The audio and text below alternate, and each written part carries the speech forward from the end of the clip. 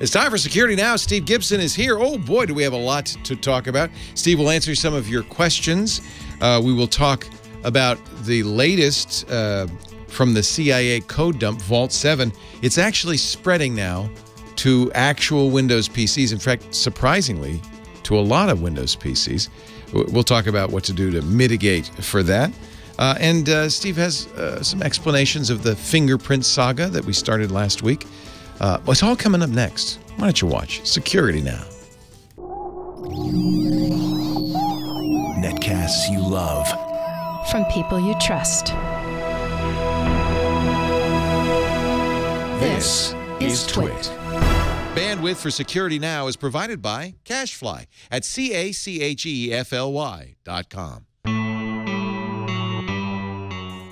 This is Security Now with Steve Gibson, episode 609, recorded Tuesday, April 25th, 2017, the double Pulsar. Security Now is brought to you by the Ring Video Doorbell. With Ring, you can see and talk to anyone at your door from anywhere in the world using your smartphone. It's like caller ID for your home. Go to ring.com/securitynow and get up to $150 off a Ring of Security kit with this limited time offer. And by Rocket Mortgage by Quicken Loans. When it comes to the big decision of choosing a mortgage lender, work with one that has your best interest in mind. Use Rocket Mortgage for a transparent, trustworthy home loan process that's completely online at quickenloans.com/securitynow. And by Boll & Branch. For a good night's sleep, try their ultra-soft 100% organic cotton sheet sets. Get $50 off your first set of Boll & Branch sheets and free shipping by visiting bollandbranch.com. Enter the code SecurityNow. It's time for Security Now, the show where we cover you, your security, and privacy online with this cat right here, Steve Gibson of GRC.com. He is our mentor, our leader, in more cases than not. The question is, what would Steve do? Hello, Steve Gibson. Hey, Leo. Great to be with you again for episode 609. Wow. Following on the third dump of what is presumed to be the NSA documents in the so-called Vault 7 dump from these shadow broker guys. One of them has gone wild on the internet. So the title for today's episode is The Double Pulsar, which is a believed to be NSA designed backdoor, which is being dropped in by one of the other vulnerabilities, which Microsoft patched in March. Yet this is a great lesson for us about to what degree does it even help that Microsoft has patched these things. So we're going to talk about that. How a clever hacker removed Microsoft's deliberate and apparently unnecessary block on Win 7 and 8.1 receiving updates for newer processors. How Microsoft has refactored multifactor authentication. How Google is apparently, the Wall Street Journal reports, planning to add native ad blocking to Chrome. I know. Hell froze over, yeah. But boy, is it good news. And then we're going to look at exactly what abusive ads are, because that's now been formally defined. Mastercard is announced they're going to be building what I consider a questionable, for reasons we'll explain, fingerprint sensor right into their next generation cards. The question about Bose headphones spying on their listeners. 10 wearisome security holes were discovered in state-of-the-art recent Linksys routers, 25 different models. MIT cashing out half of its IPv4 space. The return of 2 even meaner BrickerBots. A little bit of Errata, some Miscellany, and time permitting. And today, since we're getting a late start, we may squeeze on the back end some closing the loop feedback from our listeners, which we may get to next week. So we'll just play it by ear. Good. We'll get it all in. But first, as they say, a word from our sponsor. And it's appropriate sponsor because I know you're not a fan of IoT in general, but this is an IoT device that I am a huge fan of, and I feel fairly secure about using. It's called the Ring Video Doorbell. Secure in two ways. First of all, they are very up-to-date on their security, and when there are issues, and there was one issue that I know of, they have the ability to patch the firmware directly and do. So no one, that issue was fixed before anybody even knew about it. But furthermore, it adds to the security of your home because with the Ring Video Doorbell, you can see, talk to, and hear anybody on your front step.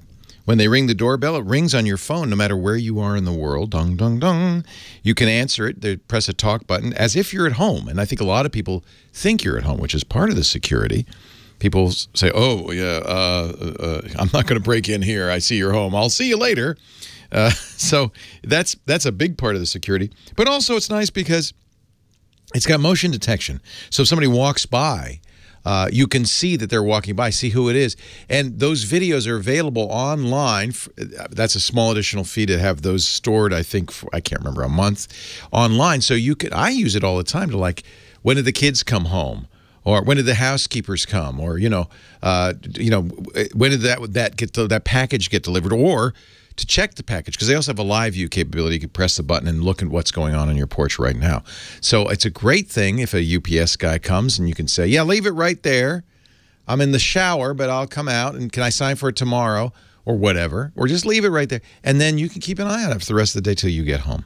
The Ring Video Doorbell is awesome, and I want you to go right now to ring.com/security now because they've added some new products. They have the new Ring Floodlight Cam. This is neat. The world's only motion-activated HD security camera with 2 high-beam LED floodlights, and you'll appreciate this, Steve, a 110 dB siren alarm, like the portable dog killer, only the bad guys hear it, and two-way talk. It is a really very, very nice system. You can take a look at the Ring Security Kit. The Pro Kits have a Slim Video Doorbell Pro, crystal clear 1080p HD video, and night vision, hardwired. There is a battery version if you need the battery version. But if you've got a wired doorbell right now, this is the one for you, the Pro Kit. And you can install these easily in minutes. They give you everything you need. You don't have to be a handyman. When you get, as many of these as you need working together, the Ring Video Doorbell and the Floodlight Cams will give you 24/7 monitoring of your whole home, the security you want, whether you're in the bedroom or thousands of miles away. And, of course, you can connect your Ring Video Doorbell with your favorite smart locks and hubs for added convenience, monitoring, and security. The Ring Video Doorbell and now the Ring Floodlight Cam. If you visit ring.com/security now and get up to $150 off a Ring of Security kit, whether you want 1, 2, or 3 floodlight cams. But that is a great deal to cover the whole area. Ring.com/security now. Not only do we use the Ring at home, but I've given it to family members, to friends, and I see more and more of them around the neighborhood. And there's evidence. Police Department in Southern California gave Ring Video Doorbells to 1 in 10 homes in a small community near you, Steve, and crime went down almost 50% because crooks. They go, yeah, we're not going to check. This neighborhood's not safe anymore for us. We're moving on. Safe for you, though. Ring.com/security now. Check it out. That's right. You don't want to be the low-hanging fruit. We'll move on to that Irvine. Those guys. They're low-hanging. No, just kidding. So our picture of the week reminded me how much I love curves, and I noticed. In the context of a graph, of course, an orthogonal axes, and it's just at some point in my past I realized that that's the way I think. I think in terms of a relationship between two variables where a curve describes them. And I've mentioned this a long time ago. One of my first jobs out of college was. I was the third person in a small company, Mini Computer Technology, that made, not surprisingly, designed and manufactured hard disk controllers for the large 5 megabyte, and in some cases you could get 10, or if you're really pushing it with something like the size of a dishwasher, 20 megabyte hard drive, and what I was doing some of the sales and marketing in addition to the engineering, and what I realized was, and this was really a consequence of one of the brilliant founders of the company, that the relationship between cost and complexity was not a straight line. That is in terms of like the cost of the controller. As the disk controller increased in complexity and functionality, its cost went up.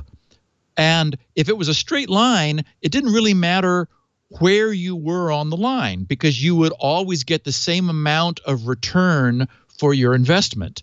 But it turned out that at the way we designed ours, the curve had a real knee in it. And what I realized is if you operated at that knee, at that inflection point in the curve, there was a place where the design could give you a lot of function and very low cost. All of our competitors took the wrong approach. They went high function, high cost, and so we were just selling these things like crazy. Anyway, the point is that maybe it was then that I realized that's just the way I see things. Anyway, today's picture of the week is just a wonderful cartoon from a cartoonist, Zach Weinersmith, which shows the relationship between, on the horizontal axis, our knowledge of physics, and on the vertical axis, how much the universe makes sense. And it's wonderful because if you imagine physics knowledge moving with time, moving forward with time, it's how the universe makes sense. It's going up and up and up and up and up and up and up. And so it's making more sense to us as we're learning, as we're better understanding physics. And then, as this curve shows, at some point, probably when we hit quantum physics, this or thing string theory, just crashes down to zero. And it's like now suddenly it doesn't make any sense whatsoever anymore. So anyway, I just love how much meaning you can put into a curve. Good point. And of course, it's they're really valuable that way. So. Great picture of the week. Thank you for whoever it was who shot me that note. Double Pulsar. So this is from our This Didn't Take Long department. Less than 2 weeks after the third dump of the shadow broker's documents, which we believe and all evidence indicates originated with the NSA, somewhere, and the numbers varied by researcher, but tens of thousands of Windows machines are today infected with the double Pulsar backdoor that was disclosed in this third document dump. So 14 days, and it's a major outbreak. In fact, it's being considered the worst outbreak since Conficker, which we covered on podcast number 193 back on April 23rd of 2009. And the little tag on the podcast says, Steve analyzes Conficker, the sophisticated worm that has spread to more than 10 million PCs worldwide. Now, this has not spread to that number. On the other hand, that was, 8 years ago? And here we are again with still with this kind of sort of this nature of problem present, which is surprising. Okay, so double Pulsar is a RAM resident implant, that being the term that we first saw being used in the Snowden release of the CIA documents, that an implant being something that is implanted into a system for some purpose. And it gets into these machines through the Eternal Blue exploit, which we discussed last week, because Microsoft patched it in March in that delayed in that big update, which covered all of these various Eternal Star exploits, one of which was Eternal Blue. But across the industry, malware researchers are comparing this, as I said, to Conficker because it is really serious. Conficker leveraged the Windows RPC, the remote procedure call, and surprisingly, as we discussed last week, this Eternal Blue exploit was an SMB, the server message blocks exploit. That is the port 445. And we, as we said, anybody behind a router is safe. Although Woody writing in his Woody for Windows column in InfoWorld reminded us that even if your machine doesn't have an exposed port 445, most Windows machines are gluing themselves together on intranets through 445. I mean, it is the inter-machine communications port that Microsoft has settled on. So if any other machine in your intranet could get infected, then it could spread to essentially all the machines in an intranet. So I mean, this thing is worrisome.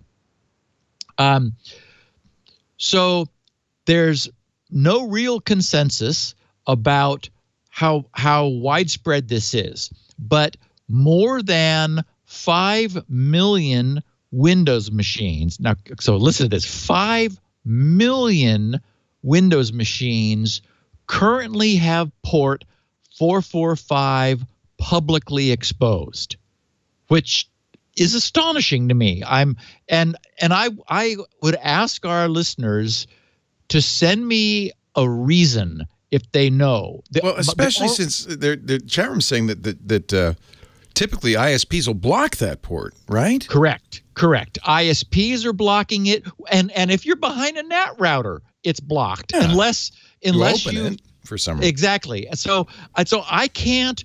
I mean, I can't imagine anyone crazy enough to deliberately make that port open. And any newer machine has a firewall that's running by default. Since Service Pack 2 of XP, it's going to be blocked even if you put the machine right on the network.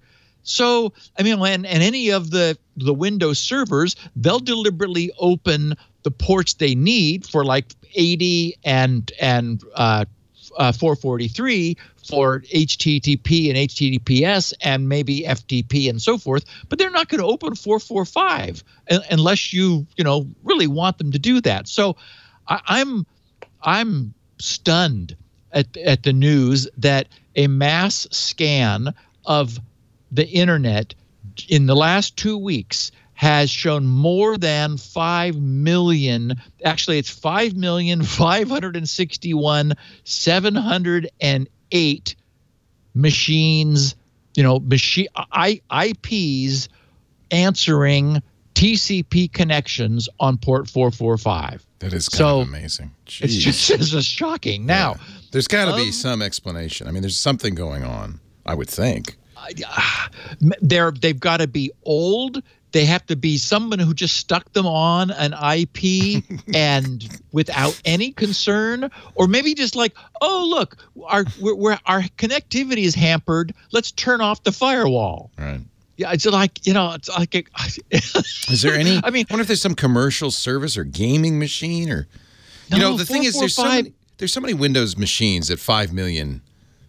That's just kind of that's crumbs, right? That's just crumbs, right. So there may be people who don't have a NAT router who have their machine on. Maybe their machine's infected with something else that turned off their firewall. Yeah, it's like, wow. And of course, Universal Plug and Play is on by default in all routers. So if anything got into your machine and said, open up that port. I mean, again, you could have a poorly designed light bulb which said, we'd like to have 445 exposed. And so now you're open. Anyway, so that's Windows machines with 445 exposed. Of those, there is a publicly posted, widely used script on GitHub, and I've got the link in the show notes, of a essentially a script that pings those machines for the presence of the double pulsar implant. So of those 5 million, of those 5 million machines, there are reports of as many as 50,000 today vulnerable and infected. One malware hunter who goes by the Twitter handle below 0 day, 0 as in numeral 0, who I just got a tweet from David Redicop, who said that the account's just been shut down by Twitter. So I guess his postings pushed them over the line. He did a 24-hour internet scan, and I have a screenshot of what came up on the terminal. It took a little over a day, about 25 hours, and he found he's the person who found 5,561,708 machines. Of those, 30,626 instances of double pulsar implant were detected. So a small fraction of the total machines with 445 open were infected. Right. That's interesting too. But like 10%. So, so it's like, not presumably not it will spread. Correct. To all the rest at some point. Correct. Yeah. So a Binary Edge, that's a Swiss-based security firm, reported finding more than 107,000 infected machines in their recent multi-day scan. Errata Security's Robert Graham, who's, as we know, came to early fame. He was the original author of the Black Ice personal firewall back in the early personal firewall days. He scanned and found 41,000 infected machines. Dan Tentler, who's the founder and CEO of the Phobos Group, did their own internet-wide scan. They found somewhere between 62,000 and 65,000, and said that about 3.1% of vulnerable machines were already infected. So the numbers are varying, but there's no question. I mean, there's certainly, everybody who looks finds tens of thousands, many tens of thousands of existing infected machines. Now, it's not assumed that these were existing implants. They are very likely recent infections as a consequence of these documents going public, because this is very well engineered. It's a drop-in, script kiddie compatible exploit that it's trivial to use. The good news is, if there is any here, is that it's a RAM resident implant. It doesn't write anything to the file system. Of course, we know that that's one of the ways that these things hide, because typical malware scans for known viruses in files, and we're not seeing much RAM scanning at this point. And if we are, it's typically not in the kernel. This thing uses since the TCP IP stack that does all this internet traffic lives in the kernel, the exploit is in the kernel, and double pulsar installs itself in RAM, hooks into the kernel, and rides along on top of port 445. It doesn't open up its own port. Instead, it just monitors the port 445 traffic, which is how these various security scanners are looking for it. Is they know how to ask to generate a query on port 445 that the double pulsar will grab and respond to. So Matthew Hickey, who's a founder of the UK consultancy Hacker House, added that the fact that people are using these attack tools in the wild is unsurprising. He said, it shows you these tools are very well developed, very weaponized, and don't require a lot of technical sophistication. So attackers are quick to adopt them into their repositories and toolkits, and they're using them as is. Then Kaspersky added a little bit of technical detail, saying that Double Pulsar works on older Windows Server versions with older versions of PatchGuard kernel protection. Modern versions of Windows, such as those derived from Windows 10, have better kernel checks that could help block or prevent these hooks deep into the OS.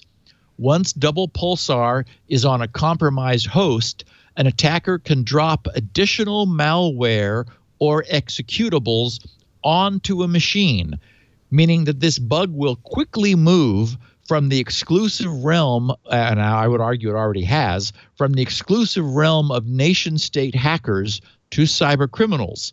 And it may be a matter of time before ransomware and other commodity malware and botnets take advantage of these exploits to spread. One drawback for the attacker is that since the attack lives in memory, once a machine is rebooted, it's gone. On the other hand, as we know, it comes back up and it gets reinfected because, nothing will have changed. Double Pulsar also comes with a kill or burn command that won't remove the infection, but does prevent others from making use of the back door. So anyway, I have a link to Woody's column in InfoWorld. He went further and has a really nice breakdown for anyone who's concerned about which versions of 7, 8.1, and 10, which build versions and knowledge base patch levels you need to have. And of course, the short version is just be current. Make sure that whatever you're using, 7, 8.1, or 10, that you updated with the March patches, because he makes the point that even if you're not publicly exposed, you could still be attacked from other machines on your network if anything, either this or something else got into them. Since it wouldn't have to be a 445 port exploit that compromised a machine, but for example, if something, take Sony for example, we don't even know today we had never had any details about how this exploit went so wide. But if something got into Sony and this, for example, was known before it was patched, which was only in March, then that would allow an intranet, essentially a massive intranet exploit within an organization that could then allow you to go from a receptionist's computer, for example, and then leverage that into getting onto a server, and then you install this thing, and so it's a way from going from machine to machine, breaking through the security that would otherwise exist. So, wow, a bad problem. Microsoft is questioning these numbers, I think, because they don't like them, but it's a little difficult to question, 8 different completely separate security organizations that have all run their own scans, and all, while they're disagreeing, about the exact quantity, they're all upwards of, tens of thousands of machines that have this thing in them today. So we'll see how this goes in the future. So was the attack published by WikiLeaks? How did people getting the code? Yeah, it was. It was in this. So it was the irresponsible. It was in that. Yes, it was in that third dump by the shadow brokers. Because at first it was shadow brokers, not the WikiLeaks. It was the shadow brokers. Oh, okay. Yeah, the Vault 7 disclosure. Right. No, that is WikiLeaks. So I thought they weren't going to publish code. They published enough. Okay. Yeah. Okay. So this is a little controversial, and I just thought it was interesting. A GitHub user who goes by the handle Zephy created a patch that removes a limitation that Microsoft deliberately imposed on users of 7th generation Intel processors, which prevents those users from receiving For example, last month's or this month's Windows updates, if they still use Windows 7 or 8.1 with Kaby Lake or Ryzen PCs. So it was controversial, of course, even though, as we know, Microsoft told everybody well in advance that this is what was going to happen. Still, people who were choosing to use Windows 7 or 8.1 on the latest hardware discovered that they could no longer receive updates. What was interesting was that this Zephy guy on GitHub, he was just sort of curious exactly what was done. So he took a look at the updates and that were in knowledge base 4012218, which was the March 2010 Patch Tuesday, and discovered two new functions which Microsoft added. Is CPU supported and is device serviceable? Those two functions return a Boolean result, true or false, yes or no, making a 1-byte change to is CPU supported so that it returns a 1 rather than a 0, and everything works. Meaning that it's not that the updates aren't compatible in some fashion with these later version processors, but Microsoft simply wanted to enforce their policy that they would not allow newer processors to operate on older versions of Windows and continue to receive updates. So that solves the question, because we thought maybe it was a technical issue. Correct. It's not. And exactly. And so that's what's annoying, is it's not that they had to do any, like the engineering of the updates is not compatible, which always did. I mean, it's fear. I get it that Microsoft doesn't want to have to not support older architectures, but why not wait until they actually don't support older architectures rather than enforcing the policy because it's a policy, when in fact doing so is denying users of Windows 7 and 8.1, which are being kept updated. For example, I'm getting them on my Windows 7 because I bought Skylake on purpose so that this wouldn't happen to me. So people who bought newer machines choosing to stay with older versions of Windows aren't getting the updates that people on older hardware are through 2020. So 3 more years of updates just because. So that's annoying. If anyone is interested, and I'm not suggesting this is a good thing to do, because this requires patching and essentially hacking a couple files.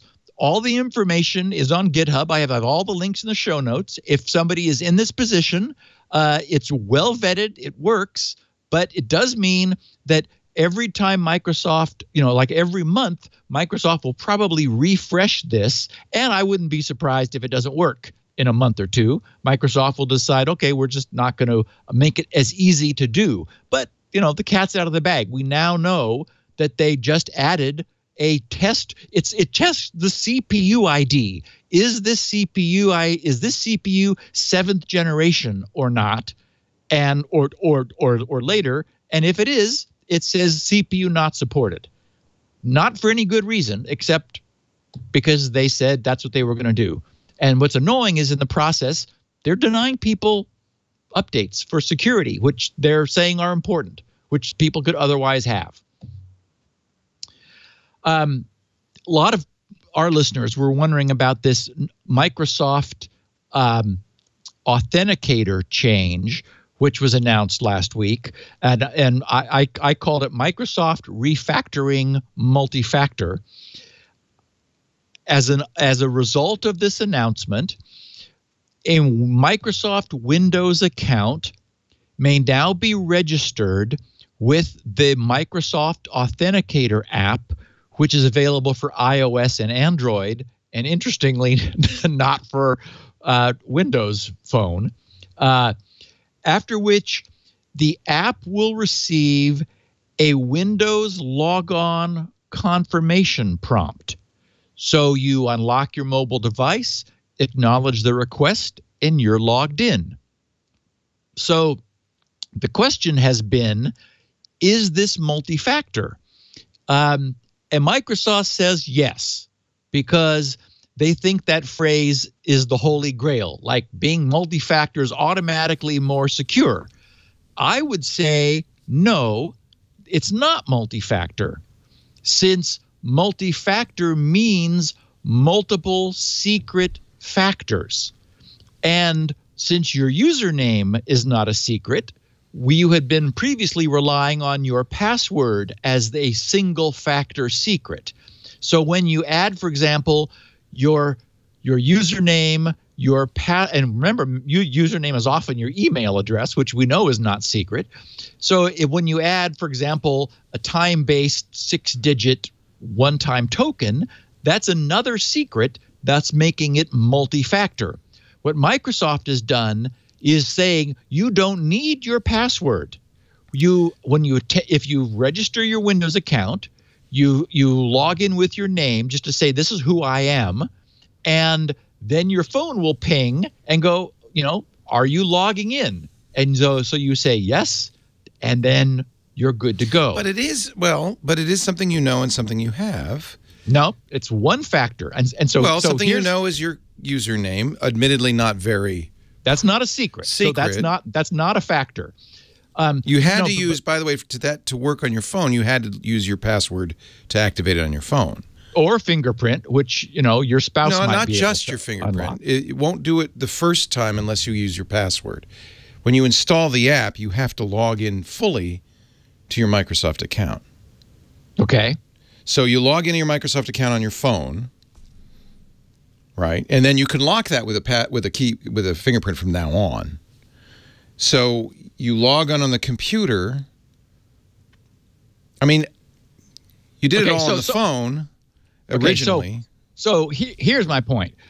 We only need to result to the added encumbrance of multiple factors. I'm not saying this is bad, Leo. Don't. But if you don't have my phone, you can't. It's not going to work. Correct. So it's one factor. Strong Steal my phone. Factor. Right. That's my point. Right. We have only needed to resort to the added encumbrance of multiple factors because the factors themselves have been individually weak. Right. So having more individually weak single factors where they must all be correct in aggregate provides us with stronger final security.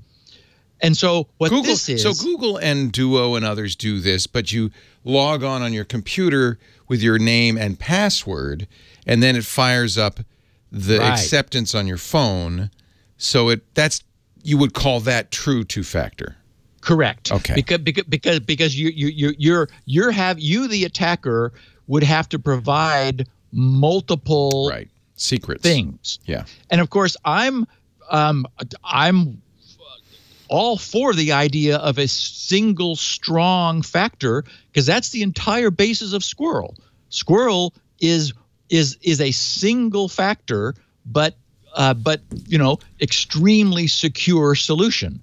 So again, I'm not saying that this is like a bad thing for Microsoft to do. I think they should just say, instead of saying, oh, this is multi-factor, they should say no, but it's one.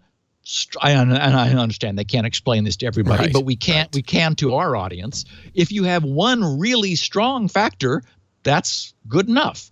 They could very easily just make you enter your password on your computer like Google does. Yes. And that would make it true two-factor. Yes. Then you would be multi-factor. And it's better. That's better than a text message or arguably even an authenticator. Oh, I agree. I think having that, having it tied to something like that where your mobile device has authentication, I think that's good, useful security because it means that if someone grabbed your computer, they could not log on. And in fact, your phone would get pinged when they tried. You'd go, oh, look, someone's trying to log on and it's not me. So, I think it's good. What Microsoft is, and all the press coverage they're getting is specifically because they do not ask you for a password, because everybody hates passwords. And so they're saying, yeah, we've eliminated the password. It's like, yeah, okay, fine, and as long as they don't have any other, bad compromises in their system, I think one strong factor is arguably all you need. So I know you picked up on this news because you mentioned it before, Leo. Google, the Wall Street Journal reports, is planning to add native ad blocking to Chrome. And I think this is fabulous because they're going to do, very likely, if they pursue this. Google has not commented on the Wall Street Journal's reporting, but I have, the Wall Street Journal's probably, this makes sense if nothing else. But we don't have confirmation from Google. But I expect them to be able to do for advertising very much what they did for security. And it's been a mixed blessing, as we know. For example, it was Google's leveraging the power of their Chrome platform that forced changes in the TLS and certificate infrastructure on the internet, because if Chrome wasn't going to support some features, everybody had to run around and scramble in order to accommodate them. I went to great lengths to keep GRC able to be viewed right up until New Year's Eve of 2015 in order to make Chrome happy, yet still allow GRC visitors who could only use SHA-1 signed certs to get to GRC. Thus the power of what Google decides to do. So the Wall Street Journal said Alphabet Inc.'s Google is planning to introduce an ad blocking feature in the mobile and desktop versions of its popular Chrome web browser, reported by people familiar with the company's plans. The ad blocking feature, which could be switched on by default within Chrome, would filter out certain online ad types deemed to provide bad experiences for users as they move around the web. Google could announce the feature within weeks, but it's still ironing out specific details and still could decide not to move ahead with the plan, the people said. They were going to, remember, put encryption in Gmail, too, and didn't do that. Yeah. Unacceptable, although this to me seems real clean. Encrypted Gmail, okay. Unacceptable ad types would be those recently defined by the Coalition for Better Ads. And I've got a link here in the show notes below, Leo, that breaks out what those are. An industry group that released a list of ad standards in March. According to those standards, ad formats such as pop-ups, auto-playing video ads with sound, prestitial ads, which is a term I hadn't encountered before. Instead of interstitial, these are prestitial with countdown timers, are deemed to be, quote, beneath a threshold of consumer acceptability, unquote. In one possible application, Google is considering it may choose, and get this, choose to block all advertising that appears on sites hosting offending ads instead of the individual offending ads themselves.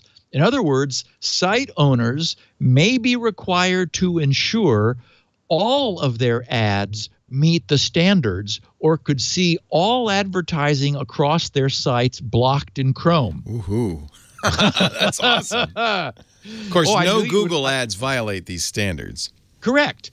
And that's why I think this is a brilliant move, because you know what, it was forced because the choice was let everybody use ad blockers and then you're really dead meat, or do something meeting them halfway. I think they had to do this. This is an example of us winning, in effect. Yes, exactly. The Wall Street Journal in their reporting said that the uptake of online ad blocking tools has grown rapidly in recent years, with 26% of U.S. users now employing the software on their desktop devices, according to some estimates. So, again, Google, as we know, in 2016 they made $60 billion in revenue from online advertising.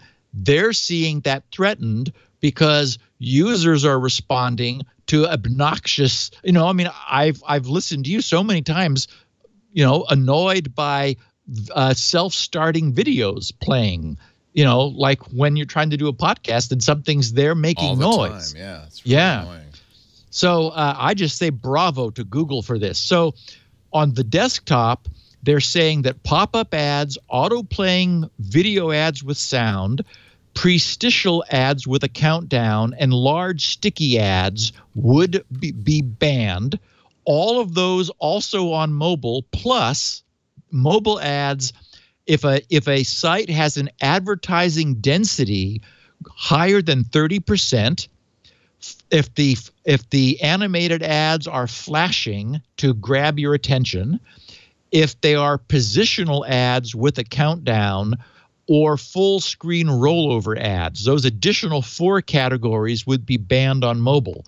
And I hope this happens, because what this would do, this is, again, in the same way that Google leveraged their clout in order to force security to be improved, they're helping us. I only have ad blocking on because as I've often commented, I look at someone's machine that doesn't have it, and I'm thinking, how can you even see through the ads in order to get to the content? So if this gets fixed, and the point is, it'll have to get fixed, because if Chrome won't display it, that's half of the market, half of the install base now of browsers are Chrome. And so if Chrome won't do it, the ads will have to back down. So yay. And we're at 45 minutes. Let's take a break, Leo. Let's do it. Yeah. We'll talk more about this Google thing and the motivations and all that on This Week in Google tomorrow, I'm sure, because it's a very surprising thing. And I think there are those who say, there's no way Google's going to do that. There's no way. Our show today brought to you by Rocket Mortgage. You know about Rocket Mortgage. I hope you do. If you're a geek, you got to love Rocket Mortgage, because they take the basically 19th century loan approval process for a home loan or a refi and bring it into the 21st century. Last time we got a loan, we had to do it the old-fashioned way. You go into an office. The guy might as well have been wearing eye shades and little sleeve garters, have a quill pen. He paged through. He had a printout, like 2-inch thick printout of loans and rates. And he licked his finger, I kid you not, and flipped through it. It was like little thin rice paper, because there was a ton of it, to find, the loan and the rate. It's crazy. And then, okay, we said, yeah, that's good. A month later, we're still faxing stuff over to him. I could promise you the next time it's going to be Rocket Mortgage. Rocket Mortgage comes from Quicken Loans, the best mortgage lender in the country. They're fantastic. One of the biggest, too. They write a lot of loans. They know what they're doing, and they are very techy. So they've created a mortgage approval process that's completely online. No more trips to the bank. No more going through paperwork, trying to find, bank statements and pay stubs. You do it all online. You press a button. You can do it on your phone. You can do it like anywhere, like at an open house, standing out front of the house you want to buy. You go boom, boom, boom. You can set the rate and the length of your loan in real time, adjust it so it's just right for you. Submit the pay stubs and bank statements, just, and you'll get approved not in months or weeks or days even, in minutes right away. Rocket Mortgage is a great idea, whether you're looking to buy or you could use it to refi. In fact, you can use it right now to see what you could get, how much you could save on a refi. All you have to do is go to quickenloans.com/security now. You don't have to actually, take the loan, but you could get, you could go through the process to see how much you'd save on your payments. And now's a good time to refi. Interest rates, they're going up already. Now's the time. quickenloans.com/security now for Rocket Mortgage. Skip the bank, skip the waiting, go completely online. Equal housing lender, licensed in all 50 states, and MLSconsumeraccess.org, number 3030. quickenloans.com/security now, and we're very grateful for their support for our show. Steve Areno? So, this is a bad idea. Uh-oh. Yes. We haven't done a they're doing it wrong in a while. Well, this is they're doing it dumb, at least. The headline on the Mastercard press release reads, "Thumbs up. Mastercard unveils next generation biometric card." Now, it's clever. I'll give them that. Anybody who's received a credit card in the U.S. at least, and of course this is the EMV standard, standing for Europay, Mastercard, and Visa. You'll have that little contact area a little above the center line on the left-hand side of the card, above the account number and name. Let's take a look at Liam Cardholder's card. Yes, exactly. And he's got an expiration date that I don't think is possible. 12/23. Yeah, that's way out there. And so the point is, as we know, you stick your card into the terminal, and it only goes about maybe a little over a third of the way. Yeah. So the right-hand side of it is sticking out. Well, they very cleverly put a biometric thumbprint reader in the card. So the card itself, and it's probably capacitive as opposed to optical, so it's probably a capacitive reader, and you can do this because the card is powered by the contact strip. So it doesn't have, yes, that's why this is it's clever. It's a clever idea. You now have a card receiving power from the terminal, so it doesn't have all of the problems of a battery and thickness and all that stuff. It does have some problems, though. The problem is, as we know, fingerprints are not exact, which means the card has to know how to decrypt itself. That is, it has to contain the information in it to authorize the transfer. If for example, it were a PIN pad where you had to enter the a lengthy PIN for security, then the PIN could be hashed. Which would be the exact PIN could have an exact hash that would generate an exact key, which could be used to decrypt the information about your identity and then authorize the payment. But a thumbprint is not exact, and this is why this whole thing fails. I mean, it's better than nothing, but it's a gimmick. From a cryptographic standpoint, it means that a fuzzy match must be allowed. That means a fuzzy match doesn't produce an exact result. That means that a decision is being made somewhere in there. Is this the thumb that I was trained on or not? And in the same way that the hacker changed one byte in Microsoft's March update in order to re-enable updates that Microsoft has banned, somewhere there's a single jump command. There's a single decision being made. Is this a matching fingerprint or not? And the point is, you're not using information that the card doesn't have.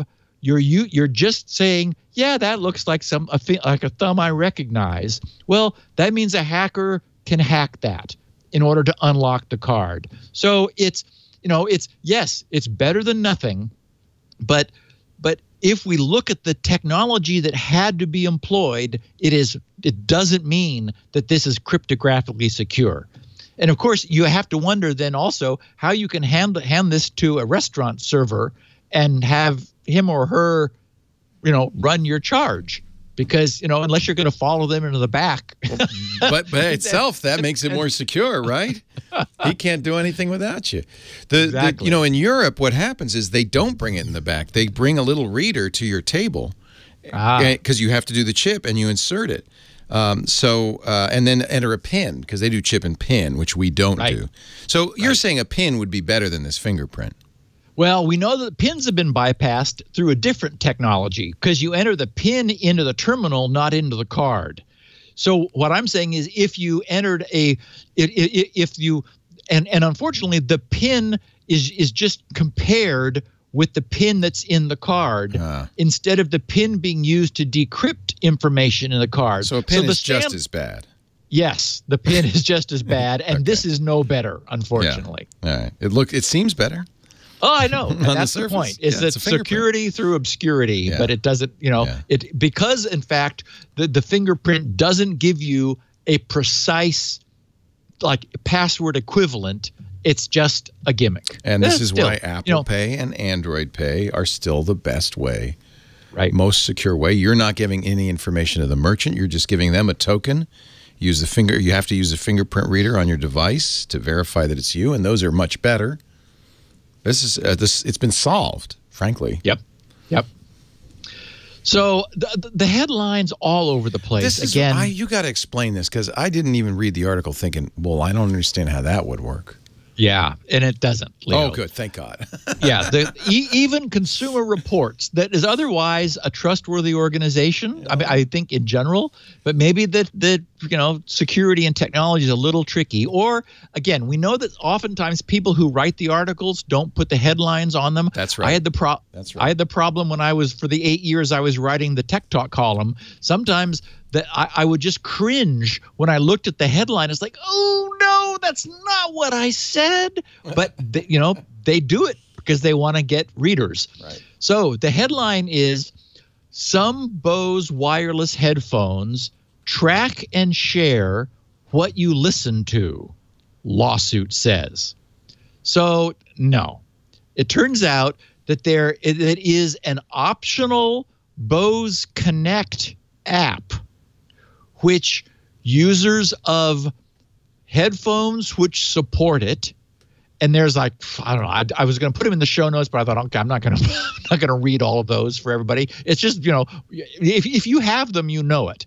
They're smart Bose headphones that are connected, no doubt, with Bluetooth to a Bose Connect app, which gives you additional features which you're able to use. For example, you can change the amount of sound noise cancellation that the phones offer. So there's a little bit of a hook to it. Well, apparently someone discovered, probably by looking at the traffic that this app was generating, that it was harvesting. In fact, I was thinking of this story when at the end of MacBreak Weekly, you guys were talking about the Unroll Me or Unroll It or whatever it was. Yes. A serious privacy breach. These guys have been caught. Bose has been caught apparently doing the same thing without any explicit user permission.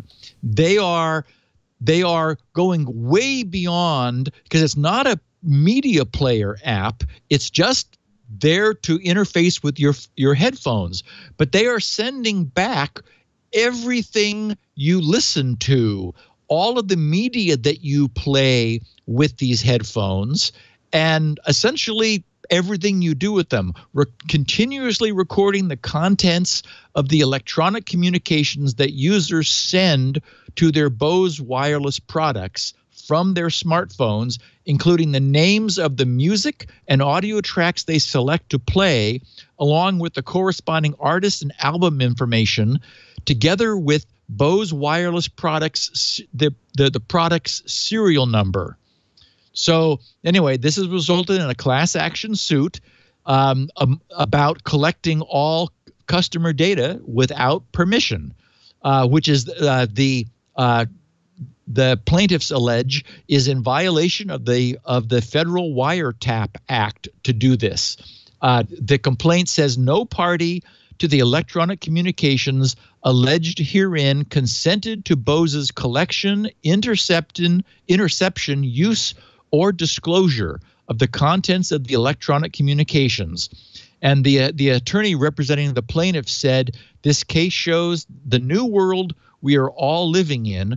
Consumers went to buy headphones and were transformed into profit centers for data miners. I have if anyone's interested, a PDF to the Bose complaint link. And there is a company called, I have it here in the notes somewhere. I'm looking for the domain name. I'm not seeing it. Segment.io is a company and they're one of the recipients of this, a company whose homepage says, collect all of your customer data and send it anywhere. Yeah, baby. They're actually a sponsor of our network. So, they're not about. They don't do the customer collection stuff. They just they integrate with whatever it is you're using for the data collection. So, they're not actually. I mean, I don't know. I don't know. That's an interesting conundrum there. That's a question. They do plumbing. So you put in your app the whatever Bose put in the hooks. So it's up to companies not to do stupid stuff, and then they plumb it over to whatever databases you want to keep track of. They don't in fact send it to marketers or anything. So last Thursday, Tao Savage, who's a security researcher with IO Active, published the results of his reverse engineering of one of the most recent models of Linksys routers. And of course, we've been talking about them, unfortunately, a lot recently. This is completely separate from those previous discussions. Again, so this adds to that. In his case, he purchased a recent EA3500 series router, which is part of their smart Wi-Fi router series. And this made me shudder. Smart Wi-Fi is the latest family of Linksys routers, which includes 25 different models that use the latest 802.11n and 802.11ac standards. Okay, that's the good news. The bad news is that they can be remotely managed from the internet using the Linksys Smart Wi-Fi free service. So he didn't even look at that. I mean, again, remotely managing your router from the internet. What could possibly go wrong? And by the way, there are 4 WRT models among those 25. So there are 21 EA models and 4 WRT. I've got the list in the Linksys link to their own disclosure. So this guy and a friend extracted and forensically examined the router's firmware, identifying simply by inspection and then verifying by sending some packets at them, 10 different security vulnerabilities ranging in risk from low to high. 6 of those 10 are remotely exploitable by unauthenticated attackers. 2 of the security issues they identified allow unauthenticated attackers, meaning anybody on the public internet, to create a denial of service condition on the router so you can crash it by sending a few requests or abusing a specific API, which will respond without authentication. The router becomes unresponsive and reboots. The admin is unable to access the web admin interface, and users are unable to connect until the attacker stops the DDoS. So this, you can imagine, would be a fun for kiddies to blast people who they want to keep off the internet. If you have a Linksys router that is got this exposure, and it appears that this is exposed by default. Attackers can also bypass the authentication protecting the CGI scripts to collect technical and sensitive information about the router. So there are CGI scripts whose authentication can be bypassed, which allows them to obtain the firmware version and Linux kernel version, the list of running processes, the list of connected USB devices, and the WPS pin for the Wi-Fi connection, of course, which then allows you to get onto the router if you're within range. Unauthenticated remote attackers can harvest sensitive information using available APIs to list all connected devices and their respective operating systems, access the firewall configuration, create FTP configuration settings, or extract server message block, that is SMB server settings. Furthermore, an authenticated hacker, meaning someone who can log in remotely, which raises the bar, but unfortunately only eliminating 88%, still allowing 11% of the vulnerable devices, of which there are about 7,000 at the moment. So an authenticated attacker on 11% of the currently exposed 7,000 routers can inject and execute commands on the operating system of the router with root privilege. So one possible action for such an attacker would be to create a backdoor, create backdoor accounts, gain persistent access to the router. Backdoor accounts would not be shown on the web admin interface and cannot be removed using the web admin account. It should be noted that they did not find a way to bypass the authentication protecting that vulnerable API. And that authentication is different from the authentication protecting the CGI scripts, which can be bypassed. And this is, however, this is where they discovered that 11% of the approximately 7,000 currently publicly exposed Linksys routers were using default credentials. That is, admin and password, or admin and admin, whatever the default login is, that's out there flapping in the breeze. 11% of the 7,000 routers, which then allows somebody to log in and obtain root and put in persistent accounts. So this is a nightmare. They responsibly disclosed the vulnerabilities back in January and have been sharing the technical details with Linksys. Since then, they've been in constant communication with Linksys to validate the issues, evaluate the impact, and synchronize their respective disclosures, which were both made last Thursday. And these guys, the IO Active guys, noted in their report that Linksys has been exemplary in handling the disclosure. So I think Linksys has a better owner now in Belkin, who purchased Linksys from Cisco some time ago, a better owner in Belkin than they did in Cisco, because Belkin has apparently jumped right on this. They're being very proactive. They are publishing security. They've published security advisories offering temporary solutions to prevent hackers from exploiting these vulnerabilities while they work on getting new firmware available. And as we know, it's often the case that you need to go get the firmware for your router. Shodan can be used to search for, and has been used to search for, these vulnerable devices. That's what turned up 70,000 of them. 69% are in the U.S. The remainder are spread around, with 10% in Canada, 1.8% in Hong Kong, 1.5% in Chile. The Netherlands has 1.4%, and then on to smaller percentages. So nearly 70% of them are in the U.S.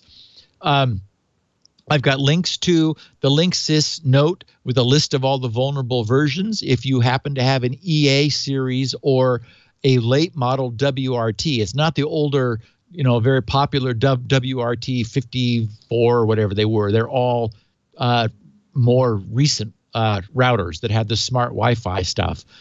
And so Linksys says enable automatic updates, disable the guest Wi-Fi network if you're not actively using it or when it's not in use, and by all means change the default admin password. And I would say, my God, turn off WAN side admin if you don't really, really, really need it, or minimize the attack surface by only enabling it if you're for whatever purpose you have for needing it if you're going to be away. It's just always a bad idea to have that enabled. MIT I love this little piece of news, is selling off half, get this, of their 16 million IPv4 addresses. Back in the 1970s, MIT's senior research scientist and a researcher with the MIT Computer Science and Artificial Intelligence Lab, which is, SAIL, Computer Science and AI Lab, saw the importance of IPv4 addresses and requested an early allocation of them, both to support research and to eventually support all of computing in MIT. They were given the entire 18 Class A IPv4 network. So all IPv4 addresses beginning with 18. 18 anything. And as we know, that's 24 bits. So that's 16 million IPs. 14 million of those 16 million were never used. And they recently concluded that at least 8 million, or half of their original allocation, are excess and could be sold without impacting their current or future needs. The funds raised from the sale will support MIT's migration to IPv6. And Amazon was the winning bidder, purchasing that IPv4 space from MIT. Yes. Yeah. And we've talked about the IPv4 space depletion in the past, and how IPv4 is a commodity which is pulling some serious money. And Leo, the link here in the show notes to IPv4auctions.com is really interesting. It'll give you and our listeners an update on what's going on. They are subject to discount in quantity, but they are currently selling for around $11 to $12 per IP. Wow. Yeah. So so what MIT said was that they're going to take this cash windfall from Amazon and use it to build out their IPv6 infrastructure. And they already have a bazillion IP. Well, everybody can have a bazillion IPv6 IPs, because there are. I think they had a nonillion number of them. That is MIT's chunk. But so yeah, you're scrolling now through the recent auctions for various size networks of IPv4 space. What is the variation in prices? Are there some numbers better than other numbers? Well, it's the size of the network. Normally, you get a quantity discount. So the larger the network, the larger the unbroken block, the lower the price per IP. I guess the /24s are all about 3,500. All right. Yeah, you're right. There's a consistency. There's some variation, but /22s are 12 grand. What is MIT selling off? Is that a /4, /8? Let's see. That would be a /9, and you never see those. You don't see any of those in here. No. So that's a huge. That's 8 million. Jeez. Now we don't know what price Amazon paid, but 8 million times $10. If that, and that, that's $80 million, wow. Which Amazon said, yeah, we'll buy it. It's worth it to them. Yeah, of course. I mean, for all that stuff they're doing, absolutely. Yeah. So very, very cool. Some people aren't rooting for IPv6. Well, IPv4 is here, and so if you're Amazon and you can drop $80 million in order to get 8 million more IPv4 addresses, I could see it makes sense. If you've got a serious cloud need for them, for the hosting that they're doing. So also last Thursday was a busy day last week. BrickerBot 3 and 4 both surfaced. Now remember that BrickerBot was so named because it is a bot that bricks your devices. It goes beyond just inhabiting them, it uses a series of commands to try to erase your file system from your IoT device. It uses the same entry point, the Mirai exploit, which is essentially any BusyBox-based Linux device that has the telnet port publicly exposed with the factory default credentials would be a potential victim. So these are security cameras, some DVRs, as we know, basically the things that got pwned by the Mirai botnet previously. BrickerBot is going after them, and when it can, just killing them, just wiping them out. They are BrickerBot 3 and 4 are clearly from the original author. The attacks are matured. They've eliminated some things that weren't effective. They've added at least 4 more different ways of bricking devices, and they're also attacking more ferociously and from geographically distributed IPs and different ones than before.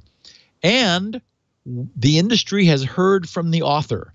The author goes by the handle Janitor with a numeric O, JANIT0R, and he reached out to a Victor Gevers, who, following up from a comment that Victor had made in one of the first articles about BrickerBot point 1 and point 2, as opposed to point 3 and point 4, who confirmed that he's the author, and had 2 things that he was quoted saying. First, he said, "Like so many others, I was dismayed by the indiscriminate DDoS attacks by IoT botnets in 2016.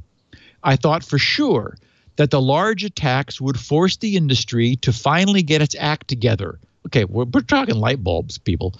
But after a few months of record-breaking attacks, it became obvious that in spite of all the sincere efforts, the problem could not be solved quickly enough by conventional means. Second quote, "I consider my project a form of internet chemotherapy." Actually, maybe that should have been the title of this podcast. Yeah. Anyway, he says, "I sometimes jokingly think of myself as the doctor. Chemotherapy," he writes, "is a harsh treatment that nobody in their right mind would administer to a healthy patient. But the internet has become seriously ill in Q3 and Q4 of 2016, and the moderate remedies are ineffective." So this vigilante is killing off devices that he is able to access and that has writable file systems. Okay. A couple of bits of errata. Vasil noted from episode 608, he said, "Just to be meticulous," and he said, "I know you treasure 100% accuracy. Unicode has space for up to," and then he did this in hex format, 0x110000 code points, more than could fit into 16 bits. They can be encoded in multiple ways, ranging from variable length UTF-8 to fixed size UTF-32. And he's completely correct. Remember last week I've talked about how ASCII uses 128 because essentially it only uses the lower 7 bits. Extended ASCII is twice that because it uses all 8 bits. So it's got all of the 7 with the high bit off, and then additionally all of the another 7 with the high bit on. So that gives us 256 code points. Unicode is divided into planes with 16 bits per plane. And last week, I was only referring to what's known as the basic multilingual plane, which is 16 bits, and as I said, 64K code points.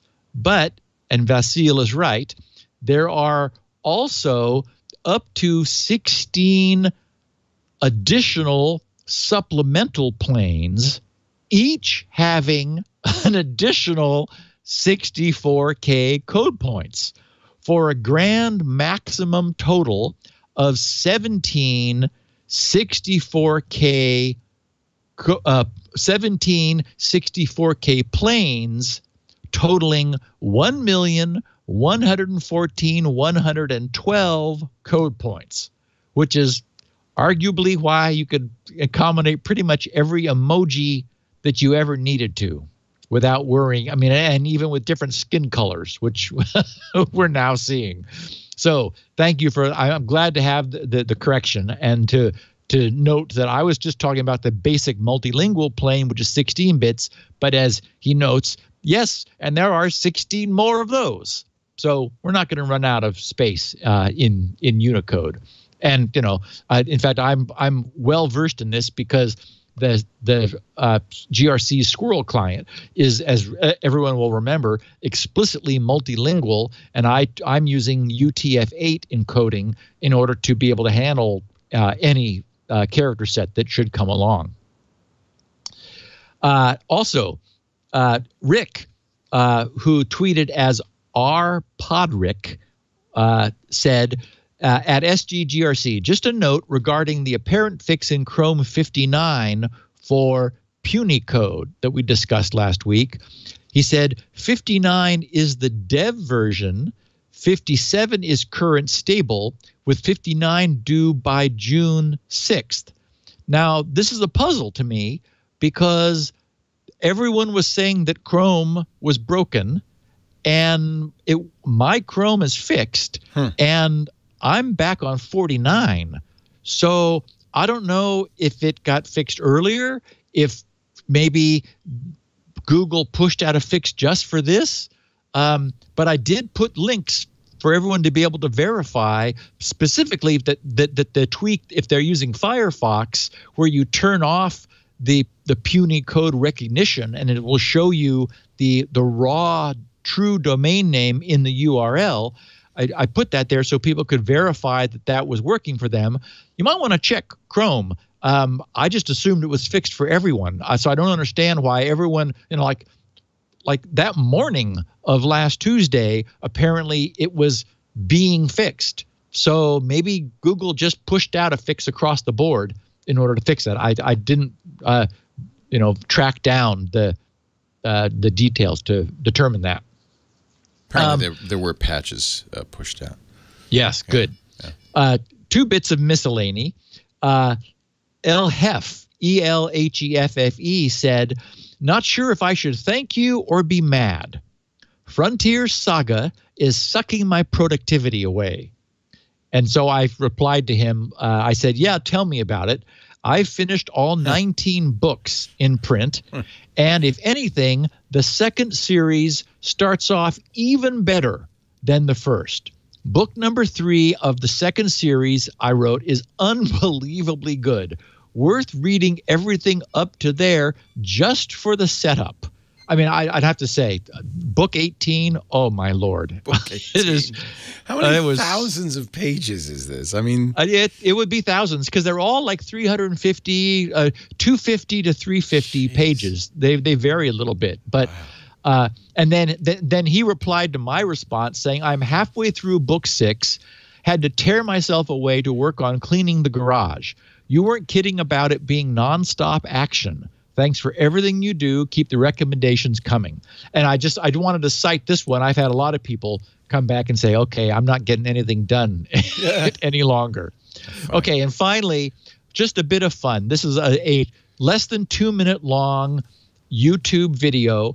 I was reminded of it by someone who tweeted this saying, this explains so much. And it comes off really well in audio. So, Leo, if you could share this YouTube video, the link is in the show notes for anyone who wants to share it around. But it's just too fun.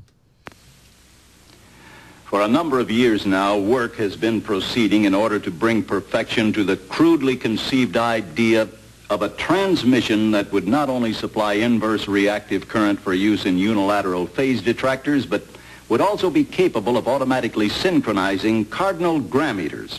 We should point out Such that this an is a instrument is scientist, the and we know that because he's wearing a lab coat and a pocket protector, standing in front of a blackboard with a sign on it that says catalytic converter, and to his right is some sort of, frankly, it looks like the space shuttle, some sort of spacecraft.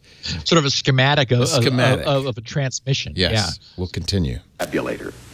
Now, basically, the only new principle involved is that instead of power being generated by the relative motion of conductors and fluxes, it is produced by the modial interaction of magnetoreluctance and capacitive directance.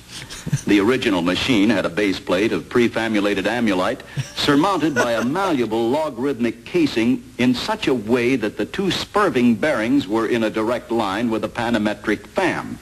The latter consisted simply of 6 hydrocoptic Marsal vanes so fitted to the ambifacient lunar wane shaft that side fumbling was effectively prevented. He's really serious. The main winding was of the good. normal Lotus O delta type placed in panendermic semi-boloid slots of the stator.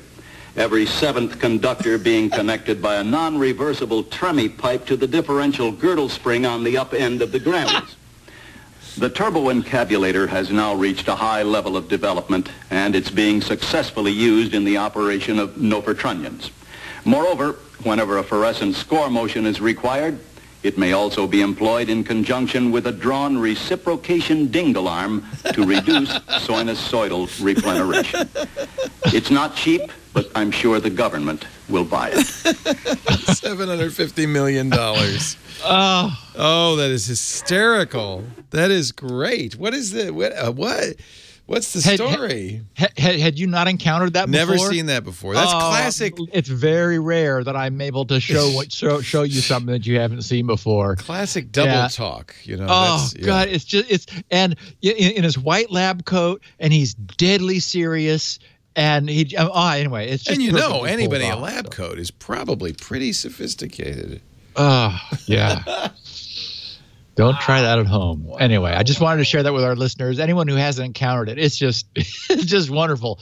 And I don't know how you could find it on YouTube. Again, I had the link in the show notes. Maybe look up encabulator. I think that's I bet if you Google encabulator, you can probably go right. Or to wane shaft and girdle spring. That would do it. Yeah. And the double flammulated dipple guard. I want to memorize that. That would become wonderful. So handy. Oh my God. So I do have an apology from someone who didn't give me his real name. He goes by Keen Dreams, and he said a slightly different SpinRite story with an apology. This was dated last Wednesday, the 19th. He said, "Dear Steve, first off, thanks for the informative podcast. I've been listening since I started grad school 5 years ago, and I've learned quite a bit, thanks to you. I was recently feeling nostalgic and decided to buy an old Win95 laptop off eBay to play some of the DOS games from my youth. It was great fun at first, but my excursions into the world of Commander Keen, and by the way, that's this guy's handle, Keen Dreams, my excursions into the world of Commander Keen were interrupted a week later when the laptop stopped booting. The first thing I thought was my copy of SpinRite, which saved my butt back in undergrad once or twice. When I booted it up, however, I was surprised to see a name I didn't recognize at all in the license field. Confusion came over me as I stared at the screen. Then it dawned on me. I must have pirated it. I felt so bad that I couldn't start the scan until I sent a yabba dabba do your way. But needless to say, the old machine was back up and running under my now legitimate copy of SpinRite. After my now legitimate copy of SpinRite worked its magic. My sincerest apologies, Steve. Hey, there's nothing to apologize for. I would use the excuse of being a poor undergrad who desperately needed his research papers back, but that doesn't change a spin wrong into a spin right. I like spin wrong. I like that. Well, he bought a copy, and as our listeners know, I understand reality, and I appreciate the note sharing his success. And I replied. I said to him, "Look, thank you. I appreciate your support and sharing this." And I also told him if he's got Windows 95 or, for example, 98, you have got to try Chromosome. 95 and 98 and machines back then were able to use 8-bit color mode, which is the 256 color mode.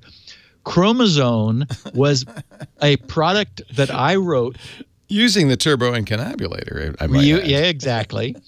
It was how I taught myself Windows.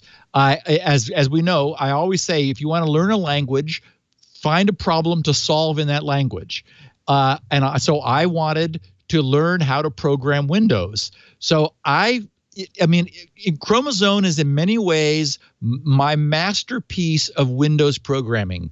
All kinds of custom controls, doors that slide open, slide switches that have multiple positions, just a 3D sphere that you rotate with the mouse cursor. The problem is it's all 16-bit assembly language. And it is a palette editing tool. That is, on machines that could barely run DOS, this thing animated the entire screen. And what was unique about it is a screensaver construction set. More than 500.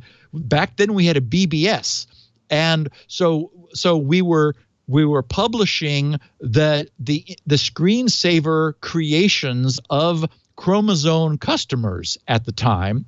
If you Google, I think it's grc.com/chroma.htm.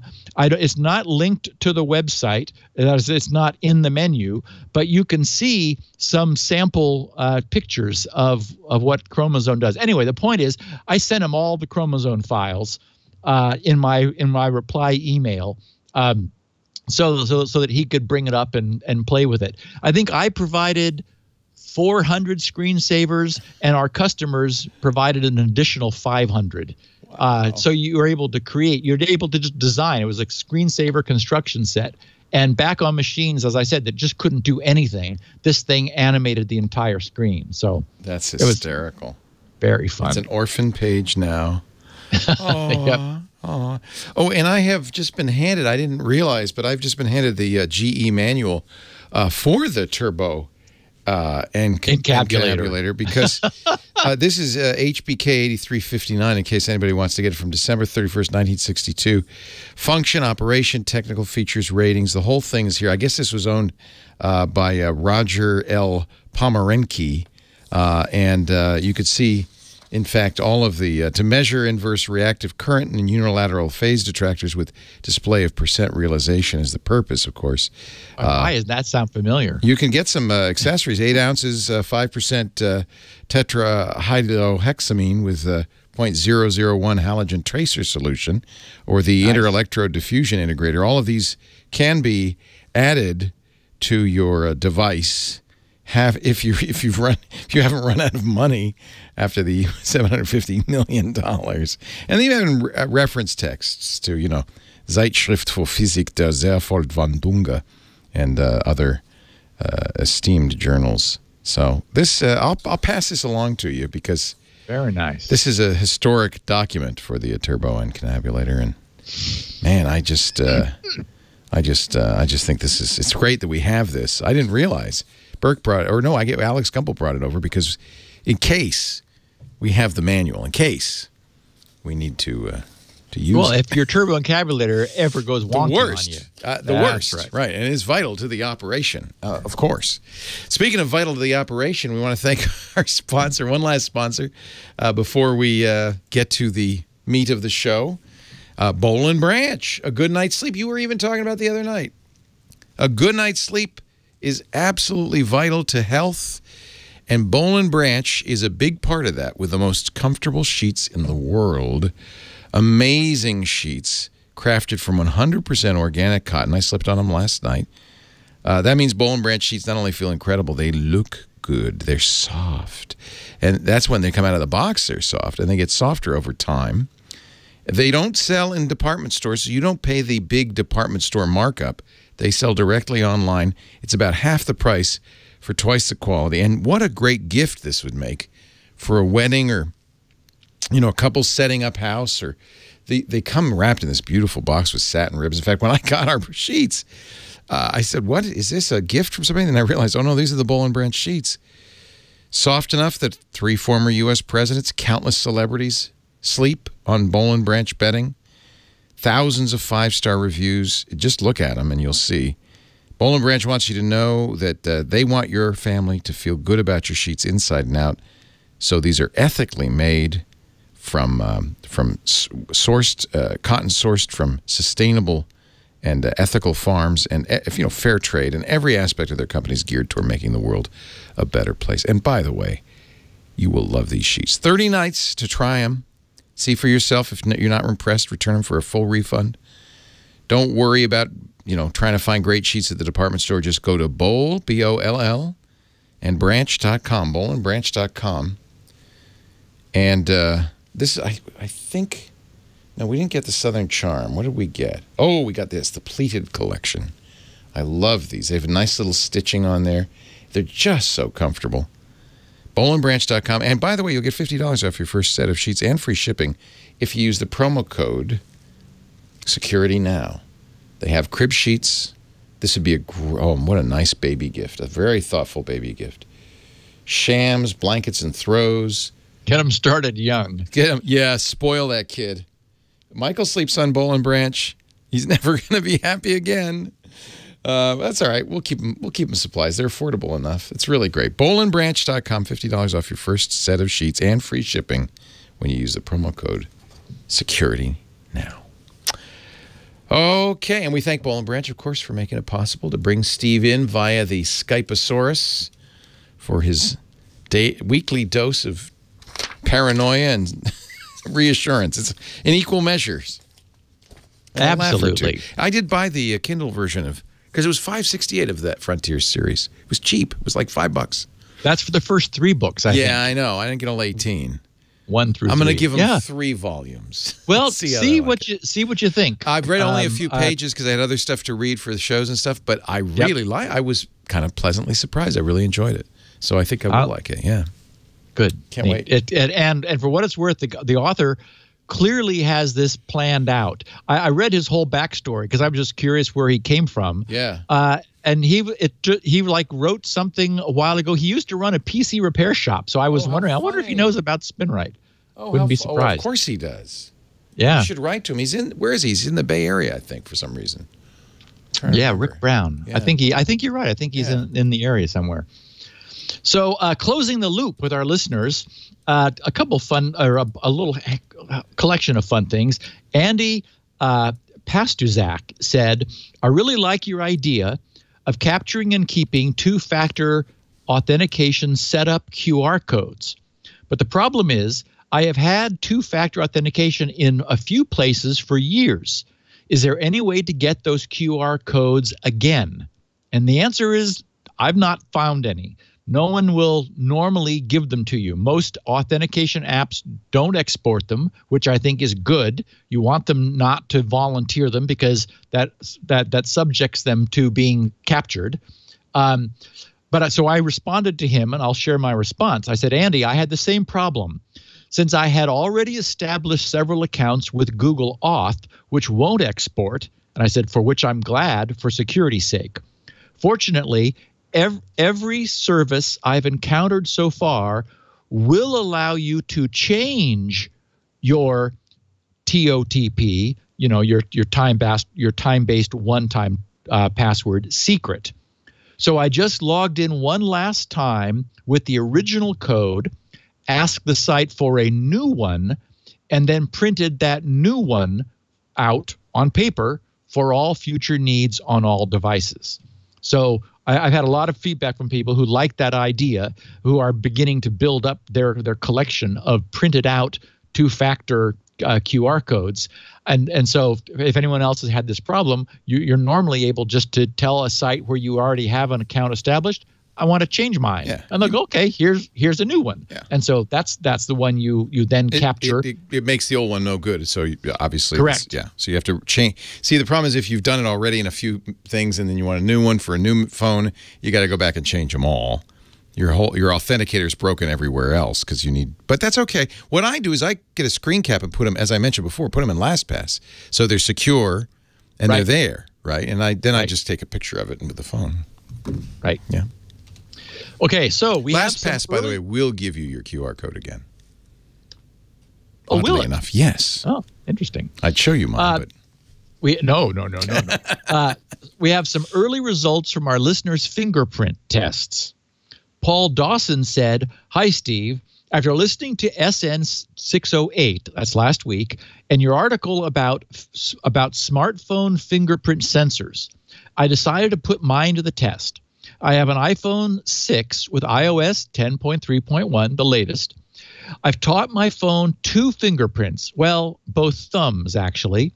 I have asked, get this, 84 people to try and unlock my iPhone with their fingerprint.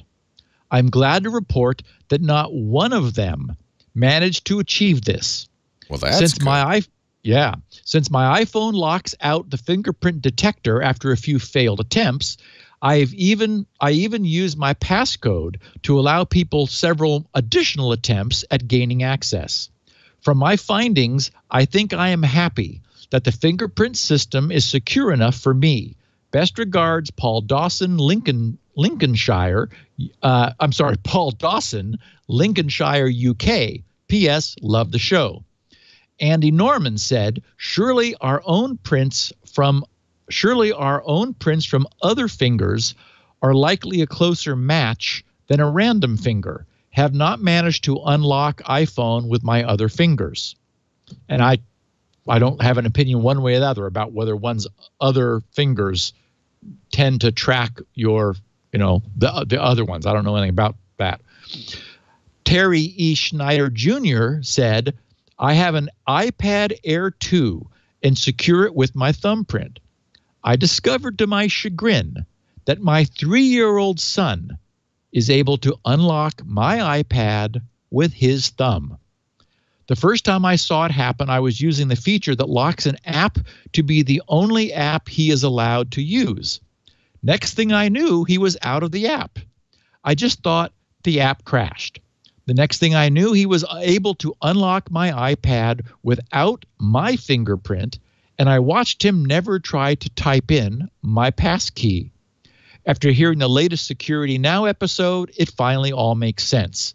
Thanks for a great show and longtime SpinRite user. Looking forward to its next release and squirrel. And finally, Phil said, wow. After listening to SGGRC, I let my wife try to unlock my phone with her fingerprint. Works about 1 in 10 tries. Scary. And then he said in a separate tweet, after removing a bunch of saved fingers, it stopped working. Wonder what I got in there. So, of course, we know the more fingers you put in, the softer the matching will be, because it's going to be not looking for one match. It's going to be looking for any of those. So now you're taking an inherently fuzzy match and making it way more fuzzy so that it's way more tolerant because it wants to match any of the things it's got registered. So if somebody was concerned at the cost of the inconvenience of registering fewer fingers, that's clearly going to increase the security of your system. But then Neo Renfield tweeted something that I thought was interesting. He sent me a screenshot from his Android phone where Google says that the Pixel fingerprint reader, quote, may be less secure than a strong PIN, pattern, or password. So they acknowledge right up front that there's fuzzy matching going on. So the screenshot says, under the topic of about fingerprint security, we strongly recommend locking your screen to help protect your device. Your device's fingerprint sensor gives you a convenient unlocking option. But there are a few things to keep in mind. One, a fingerprint may be less secure than a strong PIN, pattern, or password. Two, a copy of your fingerprint could be used to unlock your phone. You leave fingerprints on many things you touch, including your phone. And three, you'll be asked to add a backup PIN, pattern, or password. Remember your backup, because you'll need to use it sometimes, like after restarting your device or if your fingerprint isn't recognized. So props to Google for, right up front saying, yeah, it's convenient, but it's a fuzzy match. So it's not like a long, strong password. On the other hand, you always have it with you, and you don't have to memorize your fingerprint because it is you. Blue LED sent me a link to Gore Hill's documentation on uBlock, which I was unable to find. And, as we already know, Gore Hill is a cantankerous developer. He does things his way for his own reasons. And when I was putting the show together last week, talking about uBlock origin and reminding myself how his undocumented UI functions, I couldn't find the documentation. So anyway, this Blue LED person sent it to me. Thank you. I have the link in the show notes, which is an explanation of the various columns in that expanded UI and what they all do. Stephen Doyle asked, if ISPs were to start requiring certificate installation, would your HTTPS fingerprinting still indicate a man in the middle? And the answer is yes. As our listeners know, I created that HTTPS fingerprinting page specifically because the only danger or concern at the time was corporate middle boxes, as we're calling them now, which intercept HTTPS TLS connections and break open the encryption for the purpose of checking them for malware and content. I never foresaw until recently the concern that maybe ISPs were going to end up becoming essentially like the corporate middle boxes for ISP end users, much as corporations are looking at all the traffic of their customers or their employees rather. So this certificate inspection may end up being far more useful and have widespread purpose than I recognized at the time. And so yes, it will. The idea is that GRC has no overlord. I'm getting an unfiltered connection direct from level 3, a tier 1 provider on the internet backbone. So I'm seeing the certificate from the website. And so the question is the certificate that an ISP's customer receiving does it have the same fingerprint, the same hash as the one that GRC sees? There's a potential for false, what would that be? False negative. That is for GRC getting a different certificate and the user getting a different certificate from the user in some instances where that's the design of a large, huge website, like maybe an Amazon or a Google, where they're minting their own certificates from their own intermediate CA, which allows them the ability to do that. In that case, there could be a difference. But your typical website has one certificate that everybody receives. And in that case, there should be a match. But in any event, it's if you get a match, it's definitely that your connection from your ISP is definitely not being filtered. And so, because of the way it is, it's detecting any interception of your connection, whether your employer or perhaps in the future your ISP. Chris Sullivan asks, he was experimenting with the puny Apple site that we discussed in SN 608. And he says he found that LastPass did not get tricked and would not give his creds to a phony site. And that is, of course, that's one of the nice things about these integrated password managers is they match on the actual ASCII, that is the 7-bit domain name, which is in the DNS, in order to decide if you're at a site that they know about. For what it's worth, Squirrel gives you the same kind of protection. It also would not be fooled. What's being fooled is the user visually when the puny code is converted into Unicode and displayed as it's meant to be by browsers that do that. And I think we're seeing the rapid end of any browser doing that. Firefox, I imagine they will get around to flipping that switch by default soon, because this is just, such a problem otherwise. And Thomas Smalius says or asks, how was puny code ever anything but a bad idea if the DNS system doesn't also support it cleanly? And I agree. This is, here we have a problem of the original DNS, which has not changed, except, even from day one. We're extending the records that DNS can serve. We're trying to secure it with DNSSEC, but that migration is coming along slowly, as does all core fundamental changes to the internet.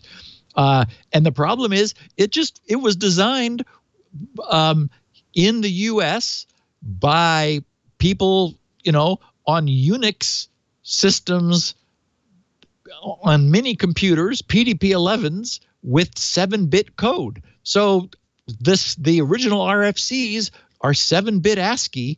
And so the only way to extend it was by creating some ad hoc after the fact hack, which would allow an expression of higher code point alphabets, but it was going to be incompatible unless we did something like this. So it's just, this was the best we could do, trying to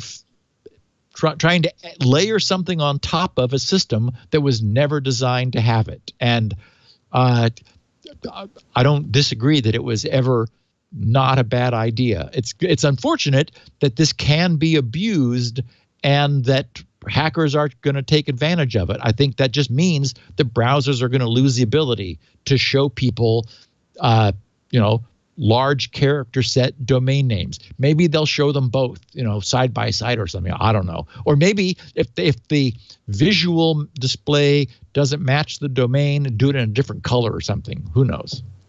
We'll see how this evolves.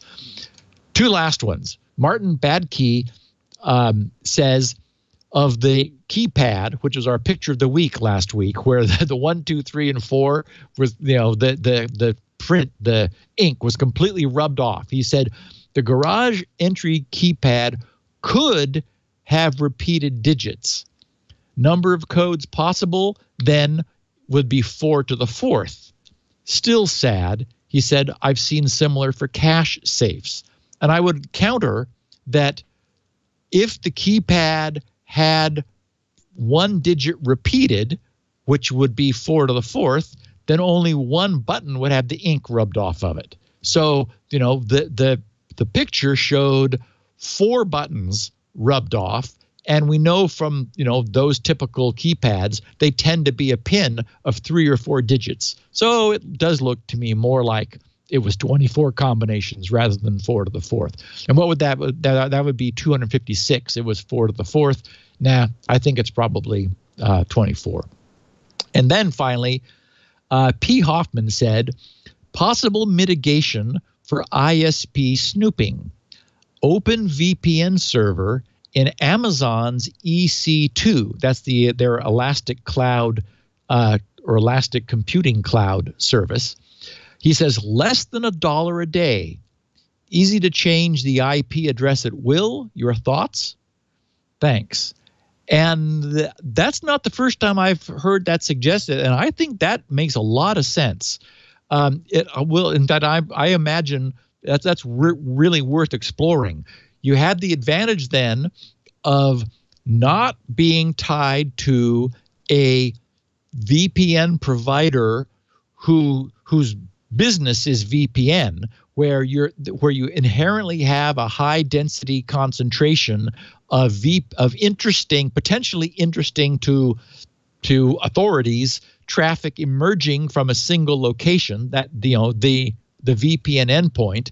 Instead, it's just Amazon, and all kinds of traffic is coming in and out of Amazon. And now they've got 8 million fresh new IPv4 IPs to assign to their customers. So the idea of running an open VPN server, spinning one up when you need one, I think makes a lot of sense. You have to take a look at the economics in terms of cost and traffic and how the pricing works. But I think it makes a ton of sense. So yes, if it can be done economically, I love the whole profile of that. And that's our podcast. Perfect timing. You're an amazing fellow. You planted an arrow and your turbo encabulator figured out exactly where to fire it. Yes, the encabulator by itself was the first version, and they decided they needed to beef it up a little bit. So they did the turbo encabulator. Yeah. I'm going to watch that video again. It's wonderful.